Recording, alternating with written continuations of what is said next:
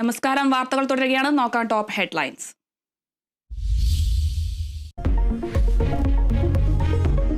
Cyber ആക്രമണത്തിൽ CPIM നേതാവ് KJ ഷൈന്റെ പരാതിയിൽ കേസെടുത്തു പോലീസ്. വീട്ടിലെത്തി മൊഴി രേഖപ്പെടുത്തുന്നു. തനിക്കെതിരായ അപവാദ പ്രചരണവും സൈബർ ആക്രമണവും VD സതീശന്റെ അറിവോടെയെന്ന് KJ ഷൈൻ.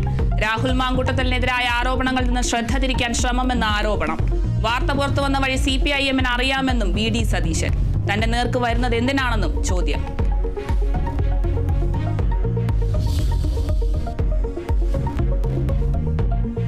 ആഗോള അയ്യപ്പ സംഗമത്തിൽ സർക്കാരിനെതിരെ വീണ്ടും പ്രതിപക്ഷം. അയ്യപ്പന്റെ 4 കിലോ സ്വർണം അടിച്ചുമാറ്റിയതിന്റെ പാപബോധം മറയ്ക്കാനാണോ സംഗമമെന്ന് VD സതീശൻ. സ്വർണം അടിച്ചുമാറ്റിയ ആളുകളാണ് സർക്കാരിലും ദേവസ്വം ബോർഡിലും ഇരിക്കുന്നത്. അതിന്റെ പാപം മറയ്ക്കാൻ വേണ്ടിയിട്ടാണോ അയ്യപ്പ സംഗമം നടത്തുന്നത് എന്ന് സംശയം തോന്നുന്ന രീതിയിലാണ് അയ്യപ്പ സംഗമവുമായിട്ട് ഇപ്പോൾ വന്നിരിക്കുന്നത്. ശബരിമല സ്വർണ്ണപ്പാളി വിവാദത്തിൽ അടിയന്തര പ്രമേയ നോട്ടീസിന് അനുമതി നിഷേധിച്ച് സ്പീക്കർ. ആഗോള അയ്യപ്പ സംഗമം നാളെ പമ്പയിൽ. ഒരുക്കങ്ങൾ പൂർത്തിയായി.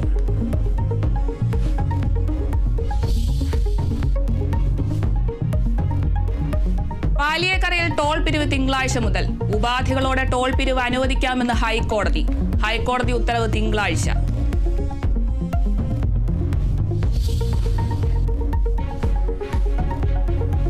പോലീസ് മർദ്ദനത്തിൽ കുറ്റക്കാരായ പോലീസുകാരെ പിരിച്ചുവിടാത്തതിൽ പ്രതിഷേധം തുടർന്ന് പ്രതിപക്ഷം. നിയമസഭ ബഹിഷ്കരിച്ചു. നിയമസഭാ കവാടത്തിലെ MLA-മാരുടെ സത്യാഗ്രഹം താൽക്കാലികമായി അവസാനിച്ചു. സമരം തുടരുമെന്നും VD സതീശൻ. കോവളത്ത് മുഖ്യമന്ത്രിക്ക് നേരെ കരിങ്കൊടി.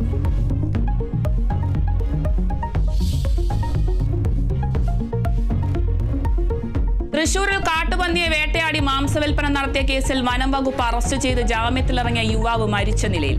മരിച്ചത് കാഞ്ഞിരക്കോട് സ്വദേശി മിഥുൻ. വനം വകുപ്പ് ഉദ്യോഗസ്ഥരുടെ പീഡനത്തിൽ മനം നൊന്ത് ജീവനൊടുക്കിയതെന്ന് ബന്ധുക്കൾ.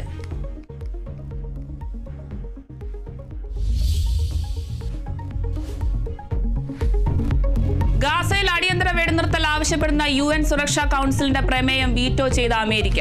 പ്രമേയത്തെ അനുകൂലിച്ച് 15-ൽ 14 അംഗങ്ങളും. വെടിനിർത്തൽ പ്രമേയം അമേരിക്ക വീറ്റോ ചെയ്യുന്നത് 6ാം തവണ. എതിർത്തത് പ്രമേയം ഹമാസിനെ അപലപിക്കുന്നില്ല എന്ന് ചൂണ്ടിക്കാട്ടി.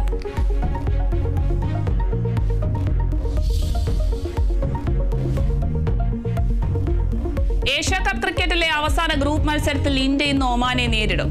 മത്സരം രാത്രി 8 മണിക്ക് അബുദാബിയിൽ. അഫ്ഗാനെ തോൽപ്പിച്ച് ശ്രീലങ്കയും സൂപ്പർ 4-ൽ. സൂപ്പർ 4-ലെ ആദ്യ മത്സരത്തിൽ നാളെ ശ്രീലങ്ക ബംഗ്ലാദേശ് പോരാട്ടം.